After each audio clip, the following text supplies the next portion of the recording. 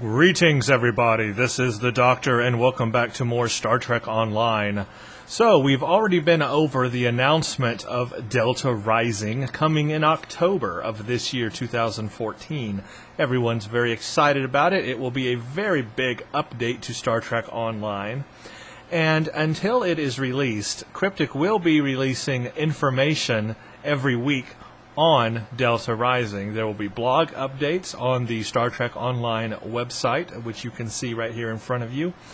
And what I am going to do is at least every couple of weeks, I am going to come in here on the weekend and go over all of the blog updates that Cryptic has given us to tell us what's going to be new in Delta Rising and what we can expect.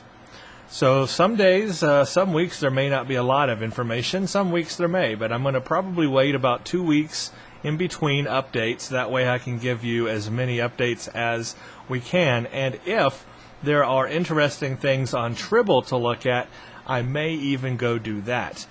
But this is basically just a little news update to give you an idea of what to expect in Delta Rising, so when it comes out in October, you will be aware of what is there and to do and explore, and what new species are also going to be in this update.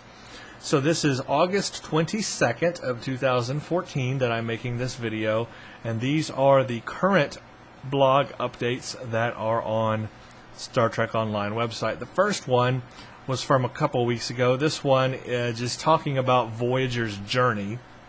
So we'll just read this real quick, so that way we can get a backdrop, a background on Voyager. If you've never watched the series Voyager, I definitely recommend it. It will help you when Delta Rising comes out to understand some of the species and things going on in Delta Rising. So it is a recommended series, but here's a background of what has gone on. USS Voyager traveled more than 70,000 light-years in 7 years to return to Earth. This trek took Voyager across the entire Delta Quadrant, from the deserts of Ocampa's blasted surface to the asteroid base used by Talaxian exiles eager to build a new life. Along the way, they encountered dozens of species, some friends but many foes. Because this is a huge area of space to cover, the team at Cryptic looked at the stories they wanted to tell when choosing which areas of the Delta Quadrant to include in Delta Rising. We ultimately picked an area starting near the Necrit Expanse seen in Unity and extending toward the Alpha Quadrant. So this is good information right here. This tells us the kind of area that we will see in Delta Rising when it first comes out. So I guess I'm going to go back and watch the episode Unity so that I can remember where the Necrit Expanse is, and that's going to extend all the way from there to the Alpha Quadrant. So that's quite interesting right there, that I guess not the entire Delta Quadrant will be shown, which makes me wonder if the Ocampa homeworld is going to be shown, because that was at the very beginning of Voyager when they first got thrown into the Delta Quadrant. So if they're not going to show that area of space, we may not see the Talaxian or the Ocampa homeworlds. So that could be interesting. I was hoping to see those. Like maybe we would have seen what have happened to the Ocampa, now that they're all living on the surface, I would assume by now. So interesting. I don't know what that's going to mean, but let's read on. In this area, we follow along Voyager's journey, meeting species that they encountered, including the Kazon, Talaxians, Ocampa, Hirogen, and Benthans. Among the dozens of locations Delta Rising visits are the Northwest Passage seen in Scorpion, and the homeworld of the Kobali, a species first seen in Ashes to Ashes. I don't even remember them. I do remember some of these names. Obviously, the Kazon, Talaxians, Ocampa, Hirogen, even the Benthans I kind of remember. A lot has changed in the Delta Quadrant since Voyager's time. It's been 32 years since Catherine Janeway and her crew left, and alliances and empires have risen and fallen over the years. The Voth, stung by the punishing fight in the Solonate Isensphere, have pulled back to their own space, but still maintain alliances with non-mammalian species they can almost see as equals. The Borg have their own problems. Their invasion of the Alpha Quadrant has taxed their resources to the limit, and the loss of Unimatrix was a major setback. The Cooperative is taking advantage of this temporary respite to attempt to liberate more drones from the Collective, and they've allied with other groups of liberated Borg to help them succeed.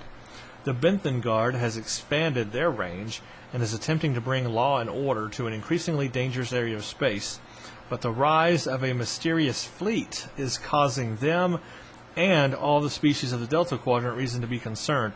This fleet attacks without warning, slipping past planetary defense grids and destroying defending ships with ease. Rumors say several of the powers of the Delta Quadrant have already fallen to these foes, and Admiral Tuvok has been dispatched to the area to learn more. Okay, right there, that paragraph, that species, I do not know this for a fact, but in my mind, I am hoping that that is the Vodwar, or however you pronounce their name. There was a species of alien, and I think it is the Vodwar, that in Voyager, they had met that were cryogenically frozen for like 900 years or something. And this species used to be a power in that quadrant of space because they had these this subspace travel that was faster than warp. There's like some kind of subspace conduits, I guess you could think of it, that was faster than warp drive and would allow them to get to many different places in the Delta Quadrant very quickly, and they could beat their enemies to all these places and pretty much do sneak attacks or any other kind of attack on their enemy really quickly because of these subspace conduits. Well, Voyager, and I forgot the name of this episode, you guys can remind me what the name of the episode is, but Voyager basically released them from their cryostasis, and at the end of it, they were even though they were 900 years out of date, they were still building up to become a threat possibly to the entire quadrant of space. So if that matches this description, because it says that they're a mysterious fleet and the fleet attacks without warning, slipping past planetary defense grids, sounds like possibly this could be them, but it may not be. It could be something completely different that Cryptic has put in here. It could be a whole new alien species that they've developed. Who knows? But I hope it's the Vodwar. That would be an interesting throwback, and I could see that being a reality because they were eventually going to be a very, very big power in that quadrant again. From the ending of that episode, it was a very ominous ending. So I recommend watching that episode of Voyager if you haven't seen it, and I forgot the name, but I'm sure people in comments will remind me what the episode name is.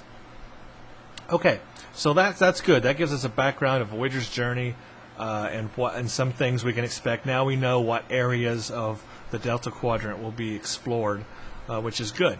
All right, now let's move on, because another big part of Delta Rising is going to be the level cap. So they have released this blog here on August 20th called Raising the Level Cap. Captains, Star Trek Online's upcoming expansion Delta Rising is coming this way, bringing you tons of new content and features. The first will be raising the level cap from level 50 to level 60. This will be the first level cap increase in over 4 years. Let's take a closer look at what that means for you. Now, all this is important, so pay attention here, because I'm trying to process it all in my head too. From levels 1 through 50, you have earned skill points throughout the game via playing mission content, queued events, and other methods. As you have leveled up, you've spent these skill points in your captain's skill tree until you max out at level 50. You know, that's hitting you and going to skills, and you have those captain skill trees and all. You put points in that, and that's how you level up, right? That's how it has been, but things are going to change. After the level cap increase goes live, you will continue to level by earning and spending skill points earned throughout the new content that will premiere with Delta Rising. What will change is that these will only be used to track your progress as you approach the new level cap of 60. You will no longer be using these points in the basic skill tree. Instead, for every level between 50 and 60, you will earn one specialization point that can be spent in the new specialization trees. Specialization trees will be the main way you will develop your character past level 50, and they will open up new ground and space abilities as you progress. We will describe all the new features and abilities you'll be able to find in these specialization trees in an upcoming blog, so stay tuned. So right there, you know, all the way up to 1 to 50, it's going to be what you've previously experienced. But once you hit level 50, going from 50 to 60 is going to be very different. You're still going to be able to use, apparently, captain skill points, but now there's also going to be these specialization trees, and you earn one specialization point per grade, and then you put a point into a specialization tree and level that up. So obviously there will be a max of how far you can go. I mean, I guess you'd only have a max of 10 specialization points, maybe, or 10 or 9 specialization points. But I guess what will really make or break this is how many specialization trees there are, and then how many branches in those trees there are. Yeah, this could be interesting. This could open up some new possibilities and give us new abilities and things like that. But I do wonder how this is going to work out. I mean, it's a little different. It's almost like putting, I don't know what it's like, actually. It's just different. It's going to be interesting to see how it plays out, because I don't really understand it right now. Another important change to the leveling system will come after reaching level 60. You will continue to earn skill points as if you are still leveling up. So that's weird, but okay. And each time you reach enough points to level up to what would be the next rank, you will earn an additional specialization point. This will give players the ability to continue earning points until you max out your specialization tree. Okay, alright, well that eases my mind a little bit. What I read from that is that even after level 60, you're still going to be able to earn skill points. So even though you're not going to be going up in level, your level will stay at 60, you will still be getting skill points, and when you reach enough skill points to what would have been the next level, like level 61 or 62, and on and on and on, instead of getting a level update, you'll be getting a specialization point, another specialization point. And that will allow you to put another point in the specialization tree, and you will have the ability to max out your specialization trees. What I see here is giving people end-game opportunity to continue leveling their characters even though they're max level 60. You will remain max level 60, but you're still going to earn skill points, and now you're going to get specialization points that you can put into these specialization trees that you can keep leveling up after level 60. Okay, I find that to be completely awesome, because in-game has always needed some type of way to continue leveling up or make it feel like you're leveling up without actually leveling up. So this is perhaps a way to do that. And maybe this is what they had meant for reputations to be, but it didn't quite work out that way. Okay, I like this idea of specialization trees. Again, we just need to see how many specialization trees there's going to be and how many branches under each tree. But I like the idea of this. This is going to give in-game potential, in-game content, or in-game leveling up, I guess, which is going to be pretty cool. I got to tell you, until of course you max all your specialization trees and then you're at the end of the game again, and you're like, well, where else do I go? I'm at the end of my specialization trees. But at least until then, it'll give us something to do. In the current game, once you reach max level, skill points are converted into expertise, but with Delta Rising, skill points will continue to be useful indefinitely. I like that word, indefinitely. Give me more indefinitely's in this MMO, and I'm all for that. Alright, this change will reduce the amount of expertise earned at max level, and we have planned accordingly to address this. We are adding additional expertise rewards to the game in order to keep the earning rate similar to what players experience today at level 50. Good, because expertise is always a problem, especially when you're leveling up your reputation. You will often run out of expertise at max level. So being able to earn more expertise is very much needed. Also, if you want to reskill or retrain bridge officers or yourself, expertise is very important for that. Alright, one of the joys of getting ahead is earning a new title for your rank. Federation and Romulan characters will advance from Admiral to Fleet Admiral. KDF characters will rise through the ranks to become a General and later a Dahar Master. Along with the titles listed above, there are some other great rewards for captains as they level from 50 to 60. These range from duty officer packs to increased rank and existing abilities. So at level 51, you are going to gain a small pack of duty officers. So level 51, some more duty officers, yay. Level 52, we're going to upgrade your fleet support ability from rank 2 to rank 3. Finally, we get a rank 3 fleet support. At level 54, you're going to upgrade your captain class ability, which is either strike team, engineering proficiency, or scientific aptitude from rank 2 to rank 3. Awesome. I love that they're going to finally upgrade that to rank 3. Level 55, you're going to gain a bridge officer candidate.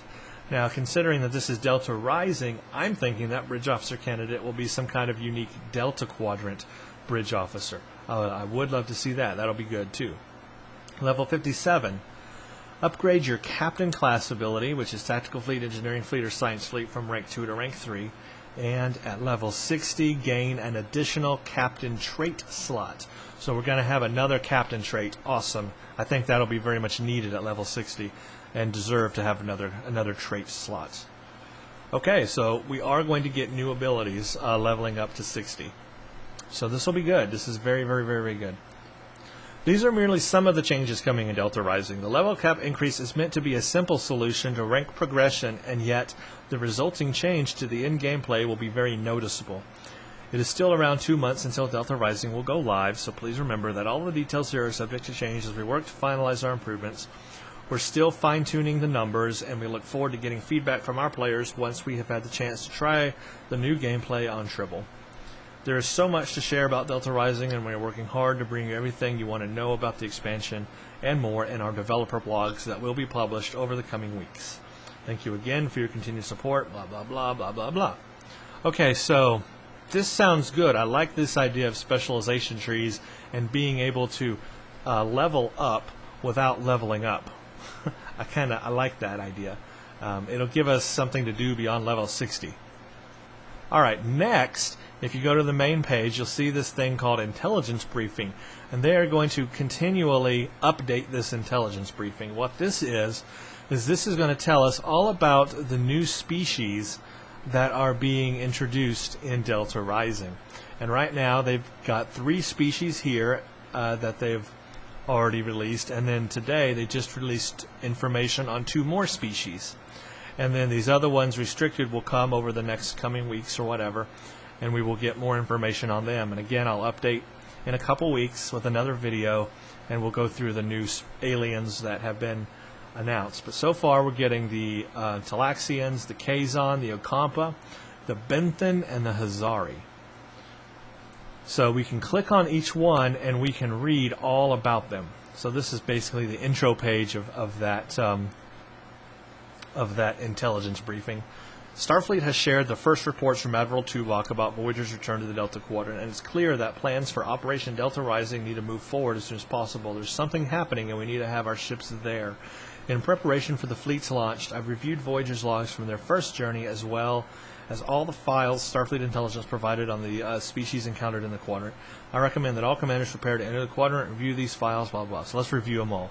And it will start with the Talaxians.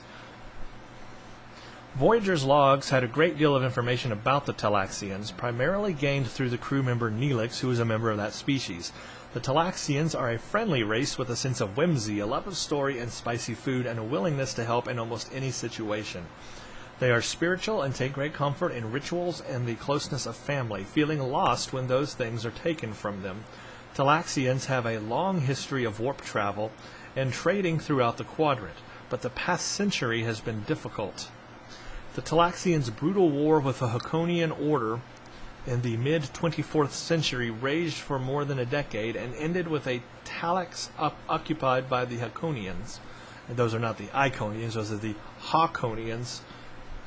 More than 250,000 Talaxians died in the Metreon Cascade during the Battle of Pyrithian Gorge, including Neelix's entire family.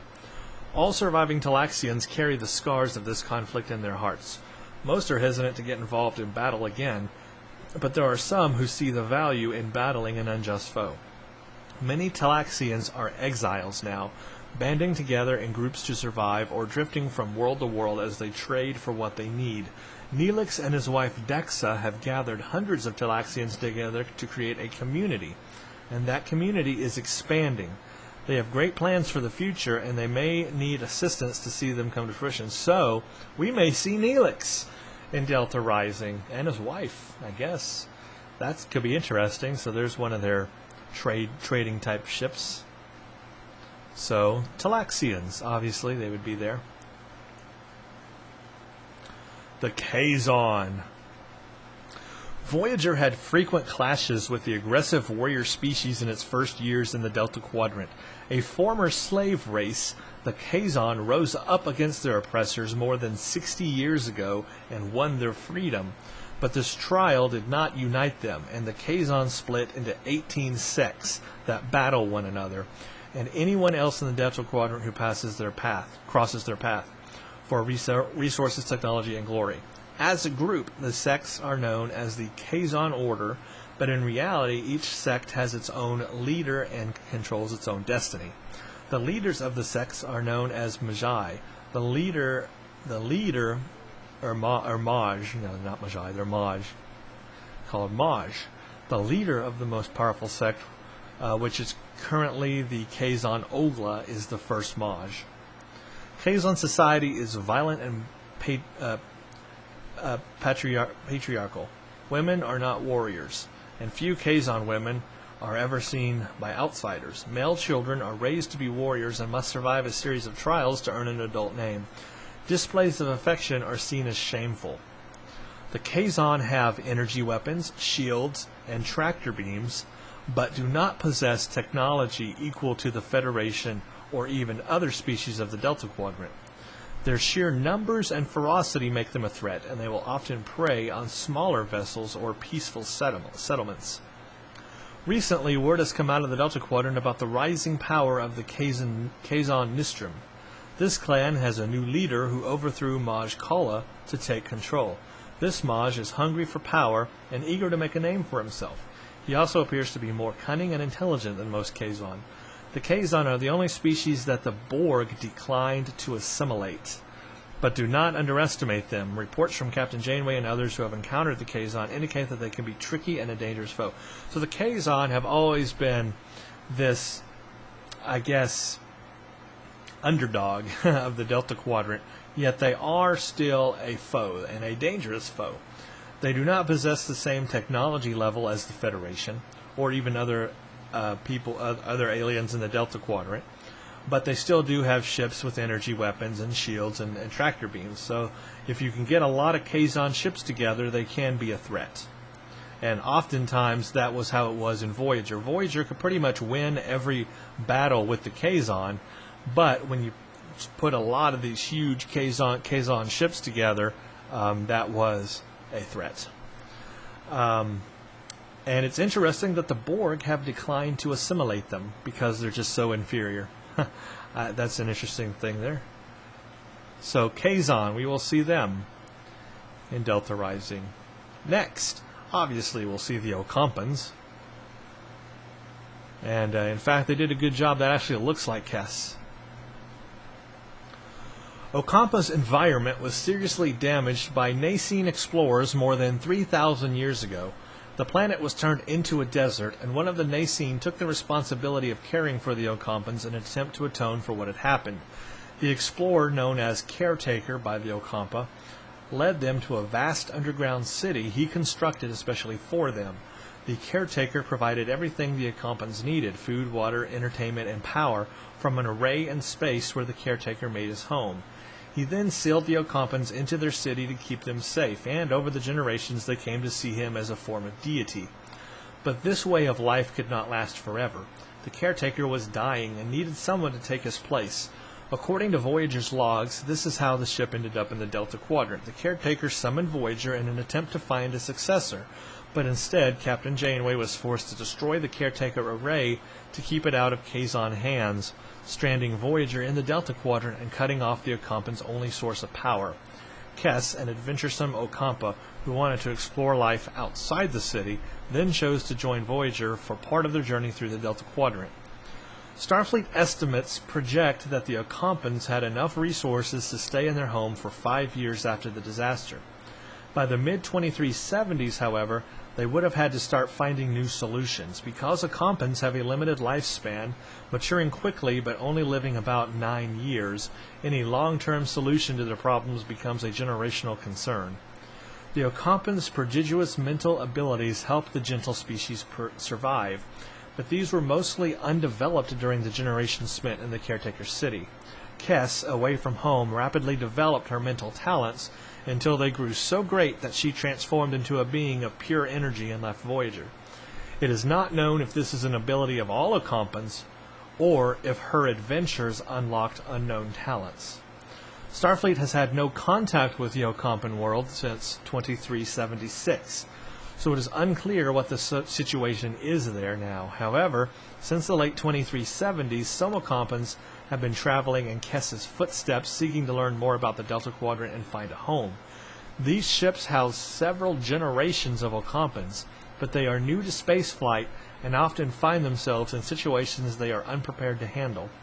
Friendly relations with the Talaxians and other species have helped them to adapt their new lives, but they have a great deal of turmoil ahead of them before they are prepared for all the trials the Delta Quadrant has to offer. The Ocampans should not be a tactical threat to Republic ships, but they may be an ally. In addition, I feel some sympathy for their plight, which in some ways mirrors our own. If they still exist, we should reach out to them. So, interesting that Starfleet has not had contact with them at all since Voyager. So they could be doing anything now. They could be anywhere. That's really interesting about the Ocampans there. Alright, let's read about the other two species. This is the Benthen. First encountered by the crew of USS Voyager in 2374, the Benthens are a species with advanced warp capabilities from Benthos. Little is known about their culture, and for some time even the Benthens' appearance was in doubt, because this first contact also involved a conflict with a shape-changing identity thief on the run from justice. The Benthens' enforcement arm, the Benthen Guard, is fanatically dedicated to the rule of law, and its members see themselves as a force of order for the Delta Quadrant. It is in this capacity that you are most likely to encounter Benthens. According to Voyager's logs, no Benthen civilian ships have ever been sighted, and it's possible that the Benthens strictly restrict all interactions with alien species, although it is unclear whether this is an attempt to protect the population from negative outside influences or to control their movements. So there's one of the Benthen ships. We've seen that in one of the leaked photos. Do not, however, assume their guarded civilization makes them backward. Benthen guard ships can be a match for Alpha Quadrant technology, and cooperating with them when possible may be a far safer course of action than opposing them. As far as we know, the Benthen's dedication to law does not spill into tyranny. Watch vis-a-vis to learn more about the Benthens. Alright, that's the Benthens. Next, we have the Hazari. So we have seen them in one episode. The fierce Hazari roam the Delta Quadrant singly, I think that means singularly, or in small groups. Unlike the Hirogen, who pride themselves on taking trophies, the Hazari find honor in completing contracts. Once they make a deal, they will complete it, no matter the difficulty. If, for some reason, a Hazari bounty hunter cannot fulfill a promise, he will take on another task for the contract holder free of charge. In the past, the Hazari have taken contracts from all comers concerning themselves with the act of completing a contract without regard to the politics of who is requesting their services or what the requested task was. This has put them into conflict with many of the powers of the Delta Quadrant. In particular, the Benthen Guard keeps a close watch on Hazari actions and will actively pursue any Hazari who commit illegal acts. The Borg identify the Hazari as species 4228.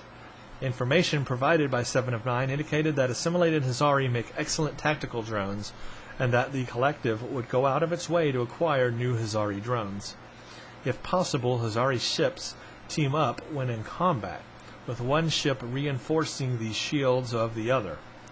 This makes their defenses almost impenetrable, but is also a weakness that can be exploited by a skilled tactical officer.